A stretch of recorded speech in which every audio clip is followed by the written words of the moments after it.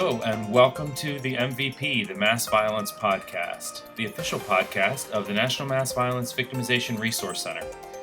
I'm Dan Smith, the Director of Resources and Technology for the NMVVRC, and this is a pretty special episode of the MVP today, and I'm really excited to be bringing it to you. The week of April 18th to the 24th marks the 40th anniversary of National Crime Victims' Rights Week. This week is a time-honored tradition in the victim survivor services field.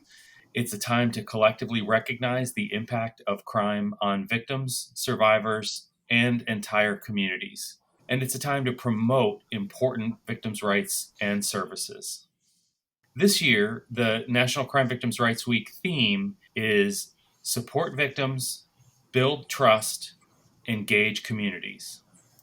And that's really an accurate description of the ongoing work of what we're doing in the National Mass Violence Victimization Resource Center. With me today are three legendary experts in victims' rights in the United States, and they are Dr. Dean Kilpatrick, who is the director of the NMVVRC, Aurelia Sands Belle, who is a faculty member in the NMVVRC here in Charleston, and Ann Seymour, the center's Associate Academic Program Director. All three of my guests have been immersed in the victim assistance field for about as long as the field has existed, and certainly as long as the field has been observing National Crime Victims' Rights Week. And I couldn't be more excited to be with them to talk about this important milestone with you. And not only are they experts, they make me feel young because they've been doing this a lot longer than I have. So the first thing I wanted to do a little bit, because I think some folks in our audience are probably unaware or unfamiliar with just the concept and history of National Crime Victims' Rights Week and how the theme of the 2021 week reflects the work of the National Mass Violence Victimization Resource Center and truly thousands of other organizations around the country that help crime victims and survivors. And so, Dean, I'd like to start off with you. Not only are you the director of the NMVVRC, but you also direct the National Crime Victims Research and Treatment Center here at MUSC. You started this center in 1977. I won't mention how old I wasn't at that particular time. So you've actually been around and doing victim services work before National Crime Victims' Rights Week actually started. Can you tell us a little bit about the history of National Crime Victims' Rights Week and why it's so important to recognize crime victims' rights? Happy to do that, Dan. I think it's nice also to have some perspective from what things were like before Crime Victims' Rights Week. Basically, the field before National Crime Victims' Rights Week was really not a unified field at all. It was a bunch of people who were working in different areas, some with sexual violence, some with domestic violence, some with child abuse and whatnot, a few people working with homicide victims or the family members thereof. But in 1981, which coincidentally maybe was about the year in which President Reagan was shot, and then about 10 or 20 days later, in April of that year, he put forth a presidential proclamation that stated that it would be National Crime Victims' Rights Week. And what that did was to focus the attention of the nation on the plight of crime victims and the importance of bringing them to the table in terms of the criminal justice system process and others.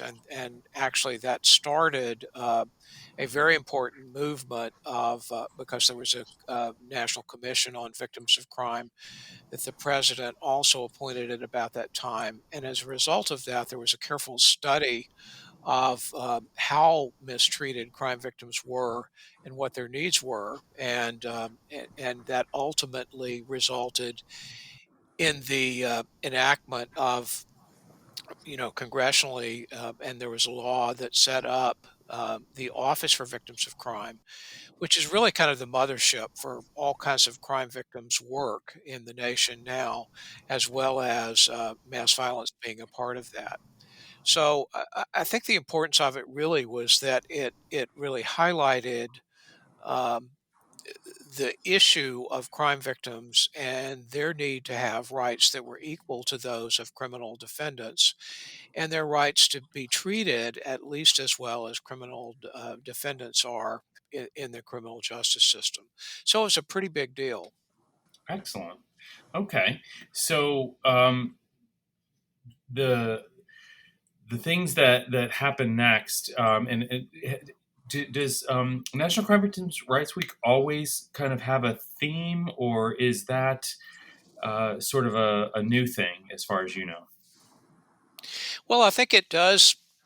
Has always had a theme. The theme differs from year to year.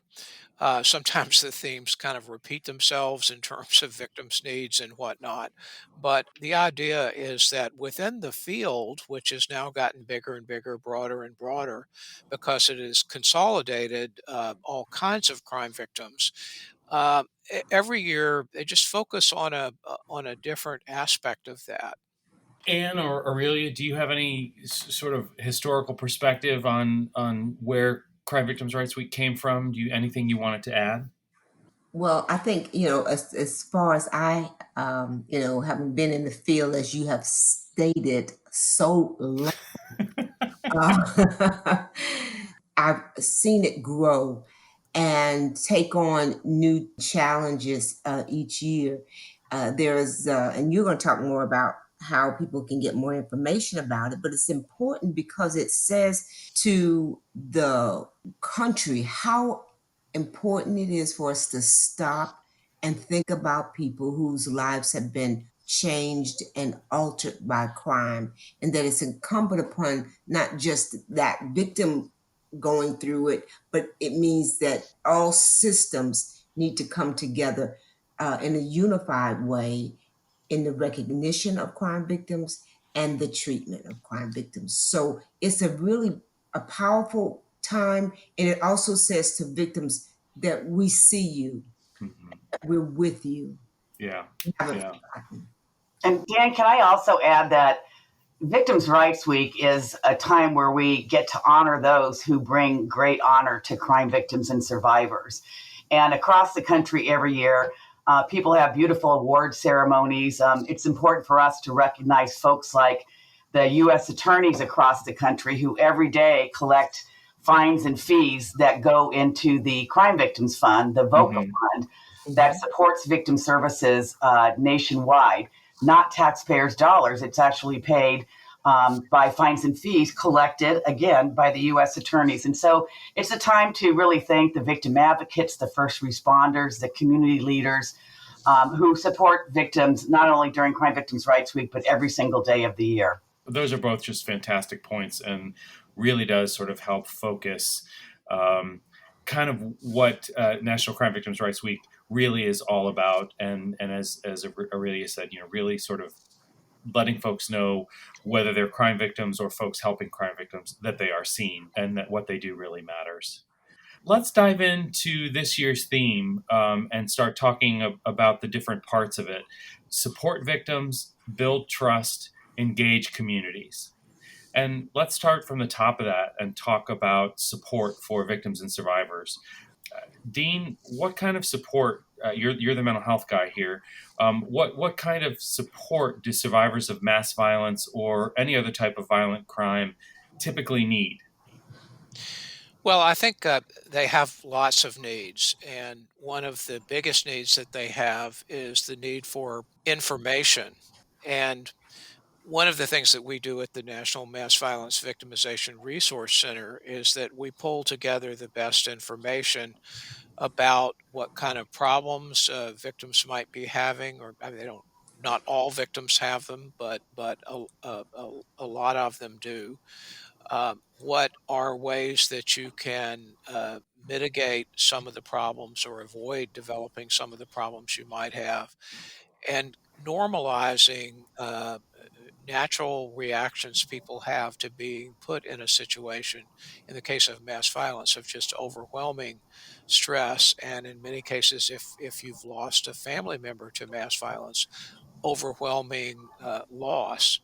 So by providing accurate information that's helpful because people know that what they're going through is normal.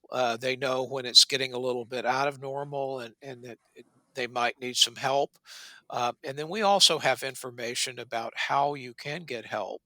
And we actually have some tools that we may talk about later that actually can provide people with information and some self help tools that can be used to help deal with these things. There's also something which did not really exist very many places until the early 80s, which is called crime victims compensation. So when someone is physically injured, they're psychologically injured, or they're financially injured as a part of a violent crime, what crime victims compensation does is that if you're eligible, it's a payer of last resort Hmm. that can help pick up medical bills. It can help with psychological counseling.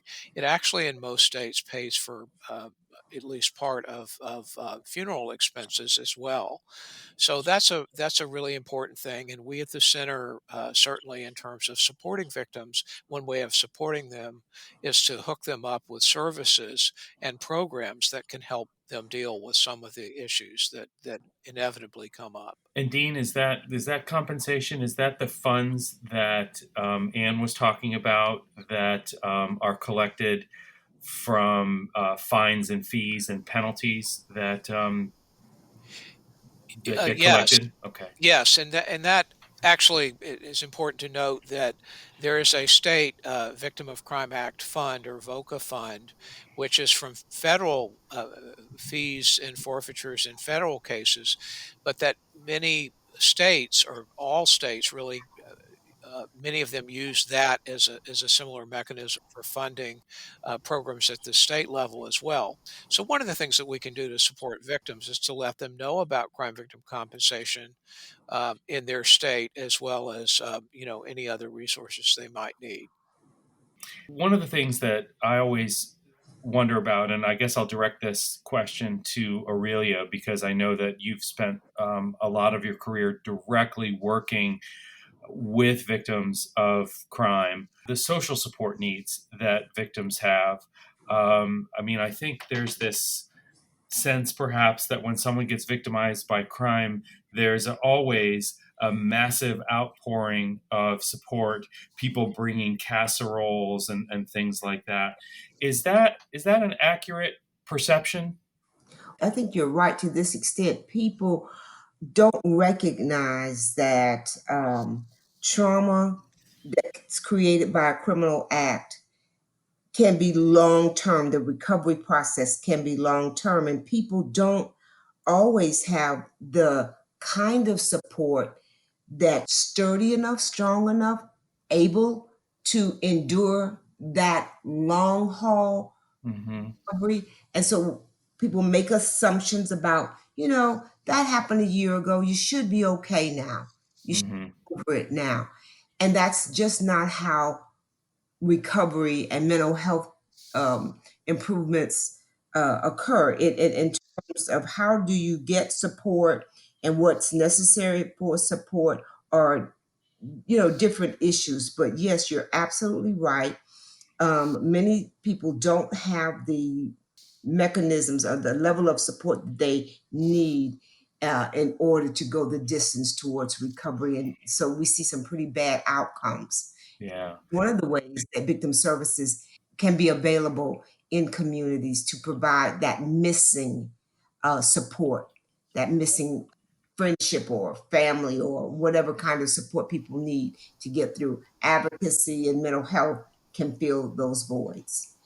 That's a great point. It really brings to mind what Ben Saunders said in one of our earliest podcasts when he sort of talked about in the aftermath of mass violence, there's this initial mass outpouring of support and everybody sends a teddy bear and Mhm. wants to donate money within the first week or two. And then media attention moves on, the world moves on, and the community is still there, still recovering, and still needing a lot of support, a lot of resources, and yet the attention of the world has moved on. And I think what you're talking about sort of takes that to a much smaller scale at the individual level. And I think that's a great point for folks to realize is support is not just necessary in the immediate aftermath, but is sort of an ongoing thing because the impact of crime can be so long lasting. And an unfortunate example of that, or illustration of it, has happened this year because we started with an insurrection at the Capitol, and then we moved on to spree shooting in the Atlanta area, and then we moved on to the shooting in the Denver area in the supermarket. And just yesterday, as we're recording this, there was another mass violence incident in California. So, unfortunately, the pace of this is that even when you're having large scale events that get national publicity, the news media and the attention of the nation moves on to the next one, and Mm-hmm. then the next one, Mhm. and the next one.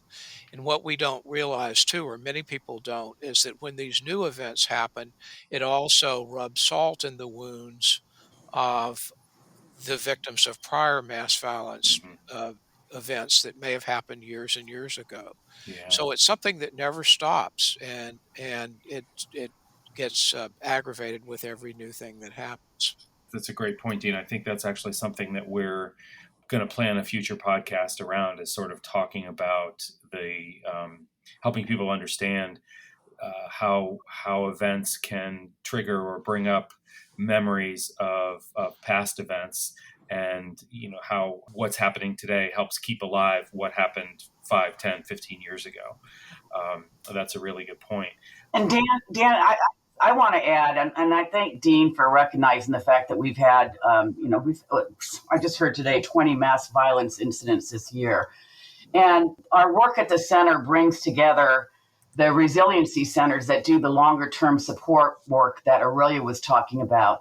And in the past couple of weeks, we saw them reaching out to Boulder, reaching out to Greater Atlanta, reaching out to a smaller mass violence incident in Wisconsin. We saw the folks in Colorado helping the folks in Atlanta, understand the considerations for setting up a healing fund. And so it's a beautiful thing to me that folks who have gone through this before are so willing to help those who follow in the devastating path in the future by becoming mass violence victims. And we at the center, every time there's a mass violence event, we do learn from it, and we do share lessons learned Mm-hmm. from previous events. And I think that's one of the really important things about the work of our center. Yeah. And, for folks who are looking for resources, our website for the NMVVRC, which is nmvvrc.org, contains a lot of information, sort of background information about the impact of crime on victims, as well as some tip sheets, resources for survivors. If you're a mental health professional who is looking to expand your services, or who wants to get better at providing services, there's information related to training and evidence-based treatments for these things, all on our website at nmvvrc.org. Shameless plug of our website there. Let's move on to the next component of this year's theme, which is building trust. And Aurelia, I want to sort of start with you on this one. Of all the three parts of this year's theme, this one, sort of spoke to me in terms of it's different. Who are we building trust with? What goes into that process of building trust? Okay. Well, I thought about that too. And I thought, first of all, it's important to recognize that a criminal act can leave trauma with that individual. So people who have experienced a criminal act, they've been injured, they've lost loved ones, people around them have been killed, or their lives in some way have been turned upside down. And now they have to figure out how and who to trust as they start to move towards, hopefully, recovery. But when we first encounter them, recovery is probably not the first thing they're thinking about. They're just thinking about how to cope. And yet that must be our goal as advocates and mental health persons, is to help them get to a place of recovery. So the first step, in my opinion, begins with building trust with that individual. So we have to learn how to help them trust themselves again, their instincts, their decision-making process, because their core beliefs and core values have now been challenged and changed by this incident. And so after we deal with that individual, we have to look at what's happening with our community as a whole. And we have to I kind of think about things in bullet points, Dan, because it's easier for me to think about how do we start to get input from everybody in a community, whether they've been marginalized or whether they have traditionally been underserved. It's important that their voices are heard. We have to address what they need, and we have to ask what they need and not assume that we know.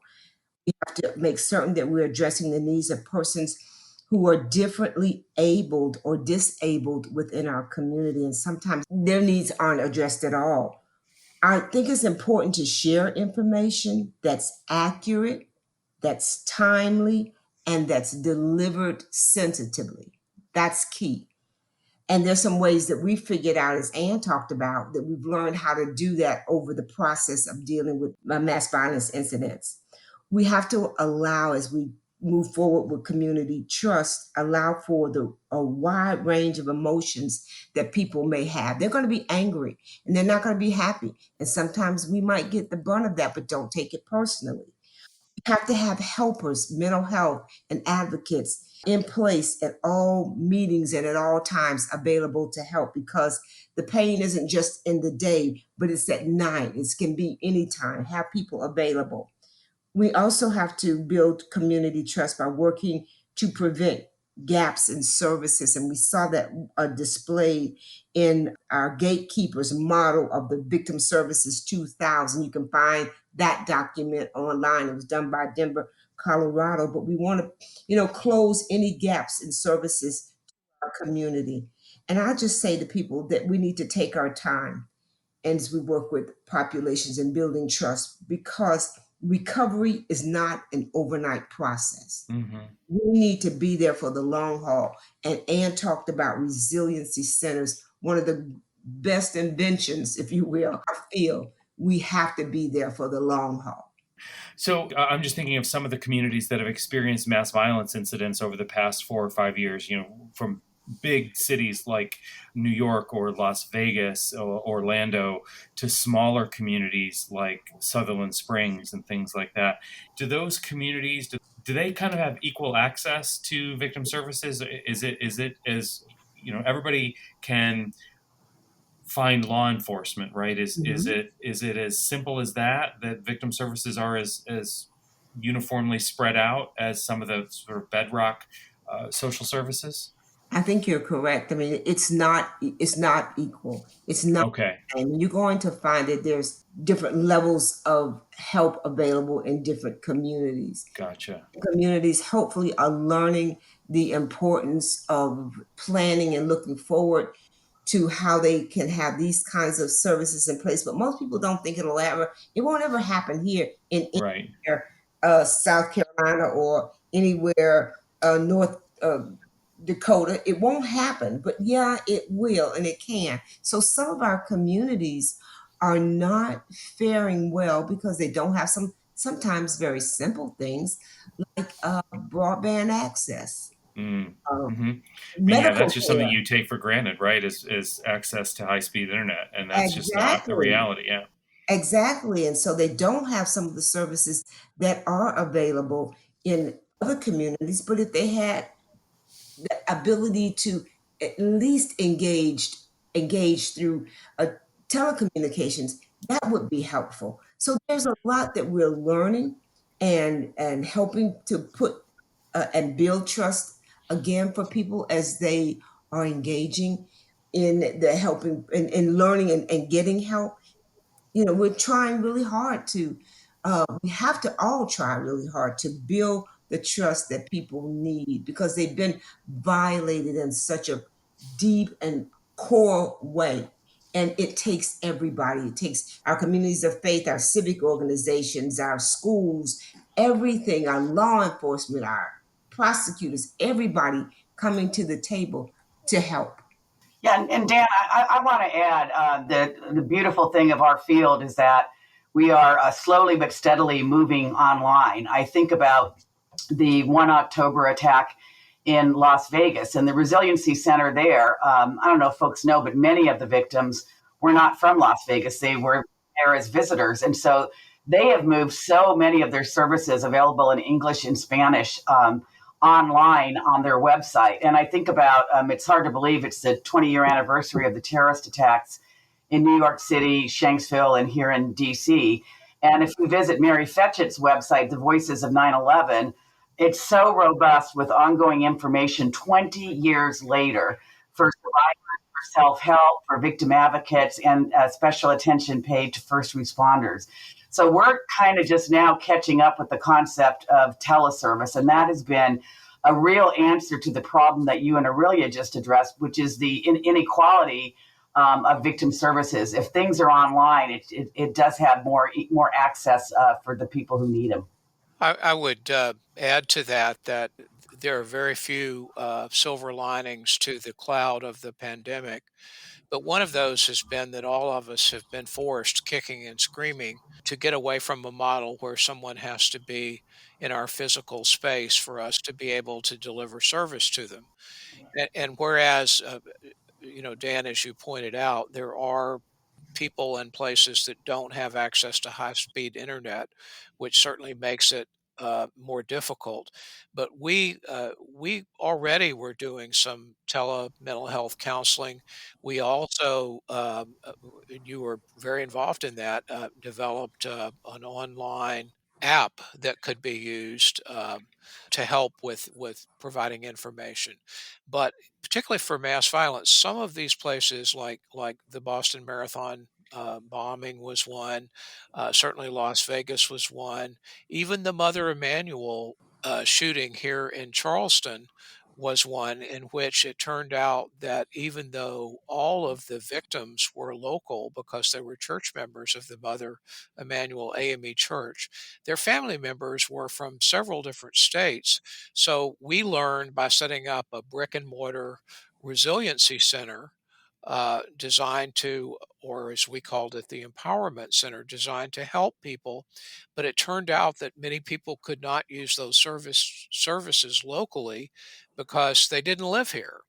They didn't live in South Carolina, they lived in other places. So, one of the challenges for the field is to adapt to situations and make sure that those services can be available where the person is, however small a place or where that might be.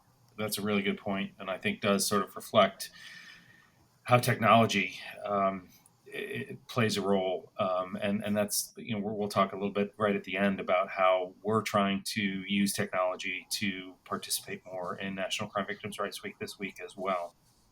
But let's move on to the final theme, the final element of the 2021 theme for National Crime Victims' Rights Week, and that's engage communities. And I'm going to start with you on this one, Anne. What does community engagement look like when it comes to victims and survivors of crime? Well, it looks different based upon where and what a community is. Where is location, obviously, but what is the what part is how communities define themselves. And if I think about the different types of mass violence that have occurred, you had at Tree of Life in Pittsburgh, it was 3 synagogues. It was a Jewish community. With the school shootings, it is a community of students and their teachers and their principals and their school boards and their parents. And we just need to recognize that it's important to allow communities to define themselves and to provide resources that are culturally specific to each community. When a mass violence incident occurs, I mean, there are some really obvious things. We've already mentioned the donations and the teddy bears, but there's also a lot of direct victim support. And Aurelia touched on social support. I mean, that is literally one of the key factors in the capacity of a victim to be able to recover. So making sure that the community is there to help victims, not just in the immediate aftermath, but in the long run. And then we're working with a lot of the resiliency centers who are creating permanent memorials to mass violence events and to the crime victims and survivors that are so important to recognize what has been lost and what has been changed and devastated in the aftermath of mass violence. And here at the center, when I look at our partners, the National Governors Association, the American Hospital Association, and the mayors, I mean, there's a community of partners that are essential in following on to mass violence. And when you think about any of the incidents that we've discussed already, it was the state and local leadership that really helped form that sense of community after a mass violence event.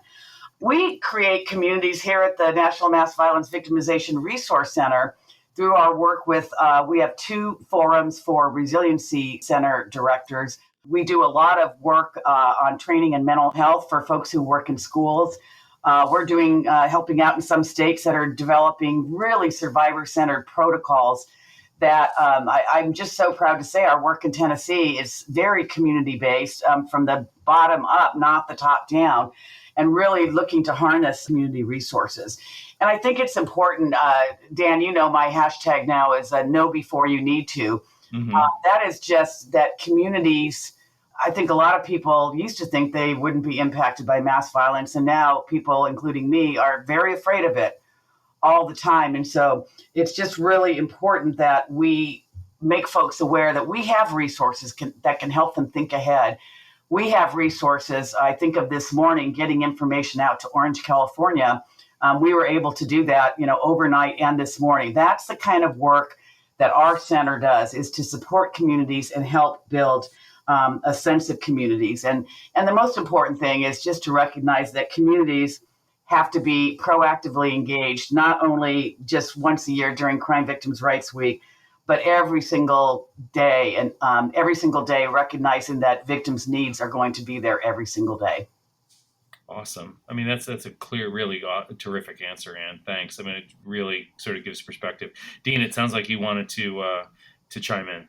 Yeah, well, I was breathing heavy because I wanted to make the comment that the reason that our center was formed in the first place was a recognition by the Office for Victims of Crime, which is basically the lead agency in most crime victim issues, including mass violence, that the tempo of mass violence incidents and the persistent long-term effects of mass violence, not only on the direct victims and survivors, but on the communities as a whole, and fear of mass violence, which is inhabiting many of us and keeping us from feeling free to go about our lives even before the pandemic did.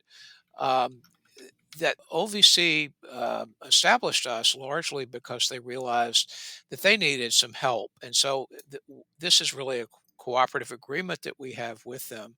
So we're able to leverage what they can do because we're able to spend time on thinking what needs to be done, organizing it, building trust, working with the communities, and coming up with resources there. But we work with them. We work with their OVC TTAC technical assistance people too. So, I mean, I think it's important to communicate to everybody that mass violence is such a big problem that is so broad, affects so many people, that no one person or agency can do it by themselves. So we need to establish the trust with people. We need to work with communities, and then we need to come up with these resources to help the actual victims and survivors, and as well as the whole communities. And Dan, I just want to add, if we didn't have the U.S. Department of Justice Office for Victims of Crime, we wouldn't have a National Crime Victims' Rights Week.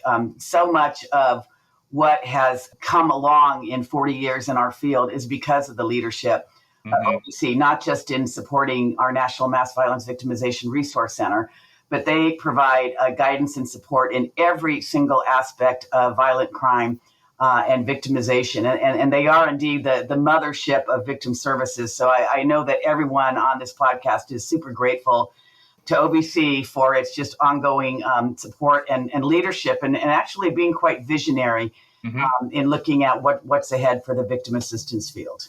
Absolutely. Aurelia, any final thoughts that you wanted to add? I think my last thought around all of this is about how do we promote collaboration and partnerships among our local, state, national, tribal, and federal agencies, in line with what you said, and you're talking about the visionary aspects of OVC. and how do we do that as well with community-based organizations to ensure that our communities are ready to respond, and that we really work with communities around issues of resiliency, and making certain that our work is done to reflect and respect diversity among survivors, whether by age, gender, wherever they live, whatever their culture, whatever their ethnicity, whatever their race, their disability or ability, and or their sexual orientation, that we provide services that are genuine and that meet the needs and put people back on that road to recovery. What a great final comment. Thanks, Aurelia. I want to thank Aurelia Sands Belle and Seymour and Dean Kilpatrick for being a part of this edition of the MVP, the official podcast of the National Mass Violence Victimization Resource Center. We're really excited about National Crime Victims' Rights Week this year. For those folks who just might want more information about what's going on in their community or nationwide with National Crime Victims' Rights Week, the best place to get information about that is probably the Office for Victims of Crime website, which is www.ovc.gov. And you can find out lots of information there about how different communities are celebrating the week and recognizing the week and so forth. And you can also find information about what the National Mass Violence Victimization Resource Center is doing for Victims' Rights Week at www.nmvvrc.org. The last thing I'll say is we've talked a lot about building trust and engaging communities and lots of different aspects of Victims' Rights Week. One of the things that victims themselves and people who want to help victims need is a guide and an aid in helping their own resilience. And shameless plug alert, the National Mass Violence Victimization Resource Center has created a smartphone app called Transcend NMVC, which does a pretty darn good job of that. And you can find the app in both the Android and the Apple app stores by searching for Transcend NMVC.